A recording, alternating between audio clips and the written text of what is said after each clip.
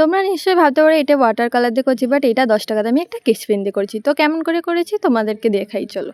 তো ফার্স্টে স্কেচ পেনটাকে এমন একটা পেপারে করার পর একটা ব্রাশ নিয়ে বা তাকে ওয়াটার কালারের মতো তোমরা একটু অ্যাপ্লাই করতে পারো।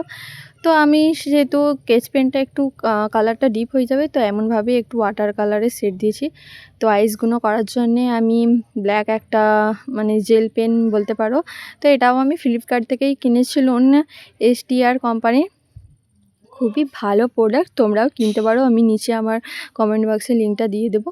তো এটা দিয়ে আমি আমার মানে কিছুটা আইস এবং করার পরে মনে পড়লো যে টিথ তো হোয়াইট হবে, বাট আমি স্কাই কালার করে দিয়েছি। তো লাস্টেই দেখা যাক কতটা কি করতে পারি।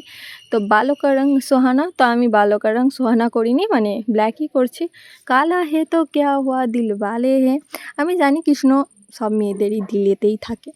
তো যাই হোক, শেষ পর্যন্ত আমার এই মানে ড্রয়িংটি কেমন হয়েছে তোমরা কিন্তু কমেন্ট করে জানিও, ভালো লাগলে লাইক করো।